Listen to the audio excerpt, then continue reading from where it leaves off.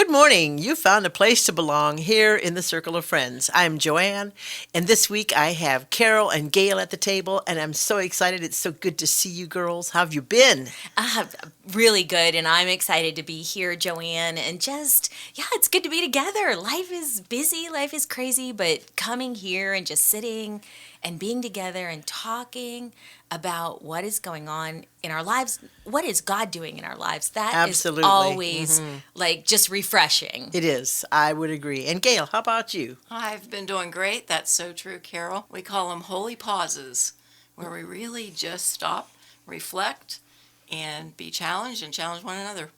Well, it's been interesting in my life. I've been trying to slow down. And, we've come through a season that we've all slowed down some. And it's kind of caused in me a desire to maybe not work so much and just enjoy life a little bit more.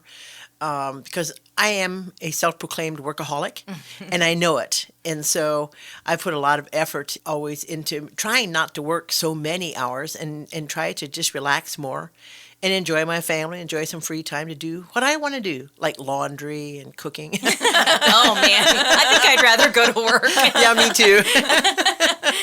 But having that pause that we had earlier kind of helped me to slow down a little bit and enjoy just being at home a little bit more. So I haven't seen a lot of people, so it's so good to see all of you. And I've enjoyed going back to work, and I think we're all into the groove of things. So What's interesting is I'm self-employed, and I just really didn't stop. I mean, in the season that I'm in, there's outdoor work to do, there's indoor work to do, I had an extra project going on, and I feel like I kind of have cheated myself of any rest. And I don't know, like I don't know if other people have felt that too, but I have just kept going because there's always something to do. And lately I've just really tried to slow down in my mind a little more, and just like I have a devotional I'm doing with some ladies that just causes me to reflect more,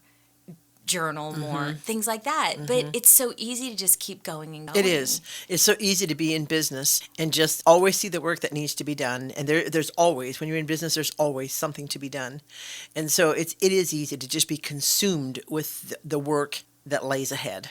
Yeah. That is so true. I remember having a chat with your father. I said, John, you know what principle business people really need? They need the principle of the value of rest, like Sabbath. And he's like, Gail, that's a great idea. Why don't you write I that? was just going to say. I was on And a have you cruise. done that? You know what? I did, actually. Did you? I Oh. did. So we went on a cruise. My sister took my phone out of my hands, and she didn't let me have it for 10 days. And she got a free trip anywhere in the world because she works with Delta. She decided she wanted to go to Greece and go to the Greek Isles, and we cruised. Wow, And that sounds exciting. It does sound, yes. You don't know how much you need it till you get stop. away. Yes. And then and she had to train me how to go to dinner and talk socially. She said, now, Gail, we're not going to be on a mission. We're not going to talk about business. Nobody here cares about business. They're trying to forget it. And I was like, wow. And she did a great job training me, and I think I've been good socially ever since. Well, that's good. That's good. Maybe we should all go to Greece. Yeah, It we sounds need like- to experience. Yes, I was going to say, it sounds like it was a good learning experience. So, but I think that's true for all of us. We need to learn how to relax, and we all relax in different ways. Some of us love to travel, some of us love to read, some of us just want to be at home. And everybody has to find their own way of relaxing because we live in a very high stress, push world.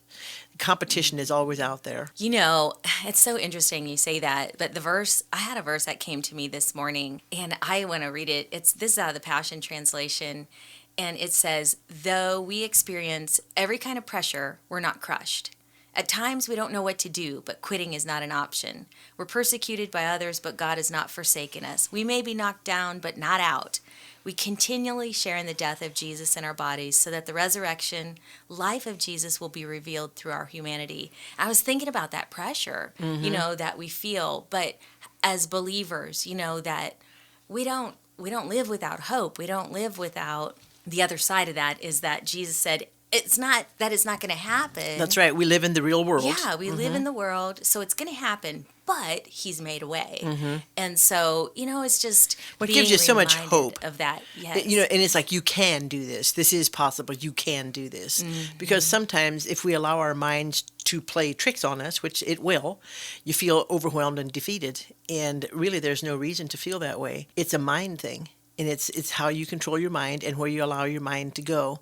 And I've taught on this a lot with employees and just different people that I get in touch with, that your mind is under your control. When somebody says, I can't control how I think, well, yes, you can. It's your choice. you take that thought. You captive. take that thought captive. It is your choice. And you don't have to linger on a thought that you shouldn't have. And so for a lot of us, we have to train our minds to relax, and that it's okay to take some time off. It's okay. And that we can handle pressure. We just have to learn how to handle pressure. And we all do it differently. That's so interesting, because I think one of the things that we want to talk about, and Gail, you do this, is, saying that we all handle pressure differently, is that we all have different personalities, and we all like de-stress. I like to read to de-stress, that's my way. Some people like to exercise or whatever. So I wish I liked exercise. I wish I did too. Gail, you're awfully quiet it's on the what- subject here. I was just waiting. You know what? That's true. I was thinking when you were talking, Joanne, about that's why Scripture affirms us to renew our minds, refresh, reset, and redelegate our thoughts, because we can boss our thoughts around, and we need to. And I went to a training, which I think is so true, that our emotions actually affect our mind. So the truth is, if we settle our emotions, if we pay attention to them and de-stress them or do what they need to be done, then our mind can actually be renewed more easily. And so with the different temperaments like you were talking about, the driving temperament like yours, that person who's just very ambitious, and it was so funny, you were talking about, I'm making an effort to relax. And believe me, it is an effort. it's like make every effort is what Yes. Scripture says, right? To be fruitful. It's like And relax. you can feel it groaning. Oh, the vine is just groaning. Oh, get that fruit out of there. But the funny thing is, physical activity is actually the scientific need for the driver to de-stress. So So what just does moving that look around. like? Well, Yeah, it just what does that means look like? moving around.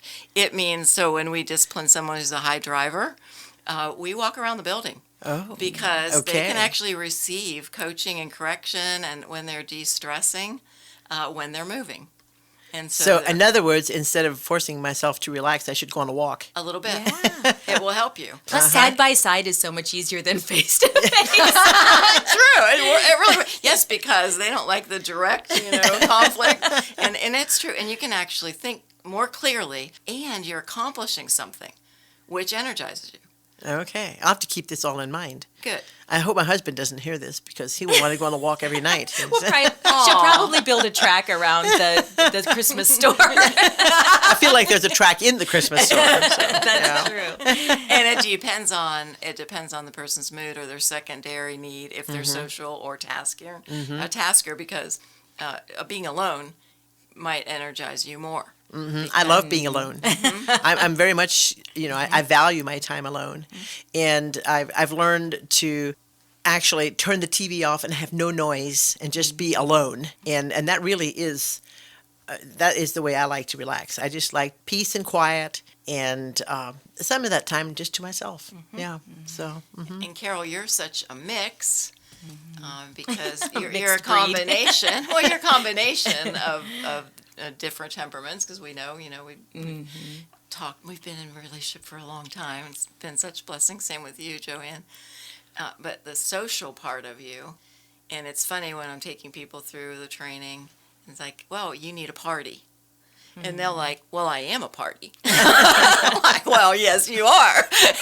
And other people want to come to your party. And but sometimes you just need to party. You need to give yourself that time. I think Do you that's why relate you to were that? dancing. She was dancing to the coffee pot before, you know.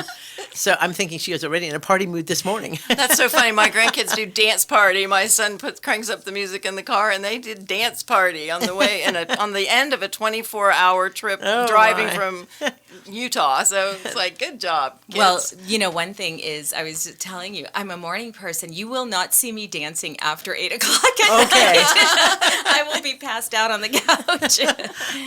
Well, that's another interesting subject too, is our highs and lows of our time, energy. And sometimes we're very de-energized and shouldn't be doing certain things until we re-energize. Just plug our cell phone back into the wall. I always find I learn so much when I sit around the table with you and you talk about these personalities and the different personalities. And there's so much to be learned in that. And I think, you know, when we talk about different companies or families or whoever doing the personality tests and seeing it and learning to understand each other and why we are the way we are. I'm married to a man who does not buy on impulse. Me, I buy on impulse. And we actually went shopping. And I came home from that shopping trip and I said, never again. Because I would have bought what we went for. We came home without it because he had to think about it. You know, and so it was like this process of he has to think about every decision. And I am so impulsive that I would have bought the wrong thing. And I have to admit, I would have bought the wrong thing. And so he said, no, I don't think that's the right thing. We went to the next store and looked at something that was even better than the first one. And I'd have bought that one too. But he again said no. So we came home with nothing. And so his personality is so opposite of me. And, but I have learned to let him be him. I'm not trying to change him to become like me. I'm trying to give him space and let him be who he is. And that's, you know, that's always a challenge because you're opposites. And I don't know, I guess when we get back from the break, we'll have to find out if you guys are opposites, married to opposites, and how you deal with that, because it can be a challenge. And until you realize that that is how they are created, you know, because it's easy for us to butt heads on things like that because I just don't understand. I mean, we go get groceries together. I know exactly what I'm going to buy. I can go into the store and be back out in 10 minutes, and he's still in the first aisle looking at things because he might see something else he'd like to have. And I'm like, where is he? You know, and so we are just such opposites when it comes to those things. So this will make for interesting conversation. You know, we're going to have to take a break here, but we'll be back here in just a few minutes here in the Circle of Friends, and we hope you join us. Looking for ways to change up your living space? Stop at Village Gift Barn and view our wide selection of house and home items. Need some tips on how to pull together a room? One of our talented home decor staff will help you put together the perfect arrangement for your home. Located in the heart of Amish country on State Route 39 in Berlin, Ohio, Village Gift Barn, never ordinary, we promise.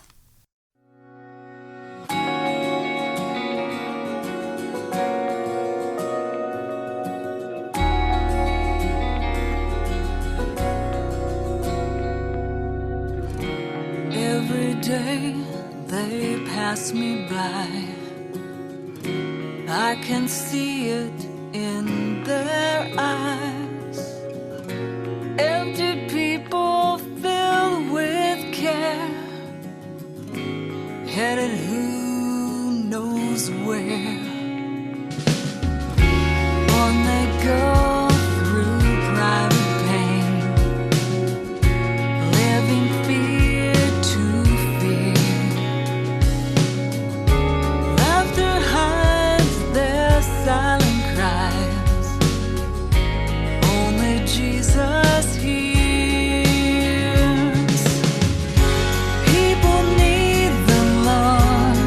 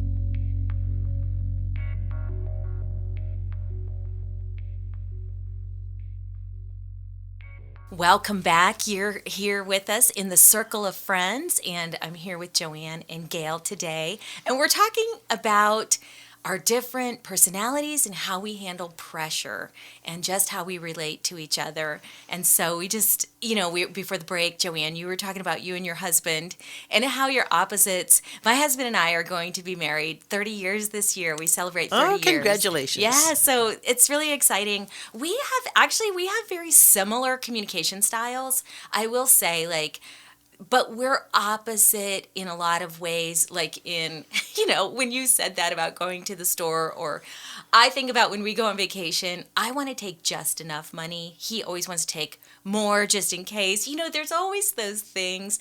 But when it comes to, you said, the profiles, understanding others, I feel like if I can understand myself through the profile, and it's a tool. If whoever's listening, the DISC profile is a tool to understand yourself and to understand others and how we communicate. Gail is the expert. You can tell us all about it. Here I am telling him about it, but we have the expert with us today, folks. It's fine. It's all good. I love it. So you're an expert too in it. So tell us, what is it about understanding ourselves and then understanding others that makes us, it makes us want that? Why do we want that? Learning about ourselves. God made us that way. And when the Pharisees pushed Jesus into what is the main law, what's the law? They were so overwhelmed by all of the laws that they had to follow. And I love it that the Pharisees were the ones that promoted the laws. I think they themselves were overwhelmed, and they're the ones that asked him, which is the most important law? And we talk about it, and it was more of a state of being than a law, what Jesus shared, to love God with your whole heart, your whole soul, all your strength, all your mind, love others as you love yourself. And how do we do that? And our biggest enemy so many times is ourself, because I couldn't leave Gail home, so I had to make peace with her because she got on my last nerve. Just did you really just say that? Are you kidding me? Did you just do that? And then we get mixed messages when we're being raised, when we're at school, with our friends, with our enemies, you name it. When we're interacting with anyone, it's such a mix, isn't it? Mm-hmm. You get approval from this one, or rejection from this one, and rolled eyes from the other one. How does a person under development process all of that? And that's what God did for me, because I couldn't receive love, true love, from God or from others until God showed me that I was his work of art. He made me and created me for such a time as this. He placed me in the family he did, in the county that he did. And my mom and I had a talk one day because I really got on her nerves. And there's 5 of us kids, and my brothers and sisters, as we got older, my younger brother's like, wow, she really didn't like you, Gail. And it sounds sad, but it was a temperament clash. That's all it was. It's nothing personal. We just focused our energy on different things. That's all it was. And when I went to her and I said, Mom, I was in my 30s when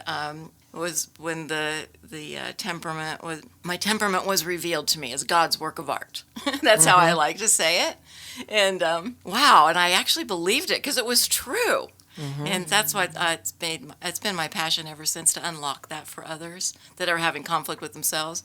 But that being said, I went to her and I said, Mom, I discovered the most amazing thing. Because she was what we call a double tasker. She was an introvert and an extrovert, but both tendencies were towards tasking. Do it perfect and do it now, and you will make it in life. And she was very determined for us to make it in life, all 5 of us. And all 5 of us were very energetic. So I went to her. Guess what I discovered, Mom? If you wanted a very neat, quiet, especially in the morning, person, you should have given birth to one. It's not my fault. Oh my gosh. She started. I said, it's yours and God's. You two are accomplices. came I out. want to know what her response was. And when I was born, I said, ta-da! She went, oh my gosh, what work I have ahead of me. And I was the middle kid. And she had 2 older brothers and a brother and a sister younger. And isn't that funny? She really looked at me like, wow, what's she been up to today? Where does she get these crazy ideas? But we did. We developed them together. And you know what? I'm really proud to say that my mother and father, they both passed away in their home, which was their desire. Sure. And out of the 5, I was the one chosen by God to understand them and to help them get through that difficult time of life because of understanding and not. What a gift. It was a gift. Yeah. And they died within 3 months of each other. Uh-huh. But it was, yeah. So I guess that is worth it all, isn't it? Yeah. So that's a long answer to your question, but it's biblical. Yes. And as we understand and love ourselves and see ourselves through God's eyes, we can give grace and mercy and understanding as a default instead of being frustrated and judging and rejecting others under pressure, which is the topic today. Because if we transform from the inside out with our understanding of ourselves and others, we're not so insecure and responding negatively. We're just relaxing. At a team meeting yesterday, I was telling the team, I was like, let's just relax in other people's differences. Can we do that? Because there's a values clash going on around us every day in every way. And it's just from our upbringing, from our temperament. It's just from our recipe. Let's relax in what God's doing and God made and go from there. And my mom started relaxing in how God made me. And I can tell And she that wasn't. praise report. She was no longer trying to change you to become who she thought you should be. Correct. And I think that's a problem that many people have is we want to change the person that we can't quite see eye to eye with. And so we take it upon ourselves to be God and change this person that God created the way that they are. And it doesn't mean that we can't all grow and develop and make changes that need to be made. But our basic personality is something that God put in us. And we have to learn with our mind and the renewing of our mind to fine tune and be in line with what God created us to be. And I think it's interesting too that you were talking about resting or let's relax, but you were at work. We often relate rest, relax with, oh, I'm home now, but that's not true. It's walking in that peace. In peace. It's walking in peace, even when there's pressure all around us. I think about when we talk about pressure, there's a pressure cooker. I don't know if anybody's ever used one, but you put it on the stove and the gadget on the top, you can with it, but it's a preservation system, or, you cook something in it more quickly. And under pressure, we can choose to do that. We can choose to allow God to work in us under pressure, to create, to bring us to maturity, to bring us to, to preserve the things He wants in us and seal them, seal those things that He's at work in us. That I think about canning fruit or, whatever we're canning. I just put in a garden, so I'm thinking down the road, there's canning season is coming. And it's just that pressure is not bad. It can create good things in us, but under pressure is when right. There's because also when the pressure we're releasing pressure. That's right. And the pressure cooker can explode. It can. And so if you don't yeah. release it in the right way. I had that happen one time. Yeah. It's not pretty. That would not be pretty. And it's not pretty when humans do it either. Right. No, it's not. And that's so true. And that's why we should value ourselves enough to do what we need to do to take care of ourselves to de-stress. So I wanted to finish that thought with the other 2 temperaments. So there's the driving temperament, and we know people like that. Then there's the social, very fun. The butterfly. Talky. Yeah, they like to talk and visit. And then there's the steady, stable, just very consistent, calm, stoic. I'm married to him. And thinking about decisions and processing is not a bad thing, to your point. It's time. It's, okay, which temperament works best in this situation? That's how we modify that. And so steady, stable is they need alone time. because they have lots of things they're processing.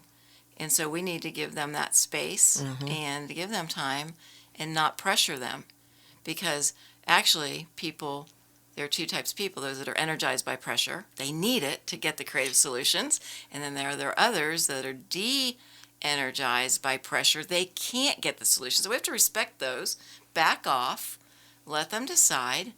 And I've installed 2-week meetings to high drivers that have meetings and expect answers right now. I'm like, you know what? You're going to get your best answers from your calm process people in a couple of days. Why don't you just ask them then? They'll give you your best long-term answers. And the fourth person is a detail person, and they are very detail precise, like my mom was, and very orderly. And they're very surprised to know what they need to de-stress. They need sleep. And they're like, well, how do I do that? I'm so worried about things I'm not doing right that I can't sleep. I said, well, that's where faith in God comes from. And I'll counsel them. You know what? Worry about what you need to worry about. Lay there and just worry about it for 5 minutes. Just think about all the things that could go wrong. Just let that computer go. And then it's like, okay, well, I bet I'll get a solution when I wake up. And do you know how many people tell me yes, they go to sleep and they rest, they put it in God's hands, and they wake up with a solution, and they at 3:00 in the morning. It's awesome. So that's the way that that's a great idea. Well, this is going to be shaping up to be a very interesting week, because when we're talking personalities, everybody has one. You know, everybody has conflicts. Everybody has their own ideas, their own opinions, and we all have a personality, and we have to learn how to get along in this world. And so it'll be interesting as we go along this week. So we want to thank everybody for joining us today, and we look forward to having everybody back tomorrow. Carol, Gail, hope to see you tomorrow. Thank you for joining us here in the Circle of Friends.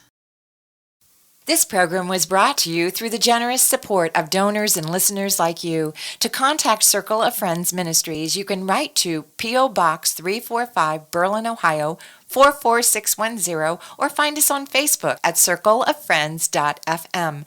Program archives can be found at thelight959.com.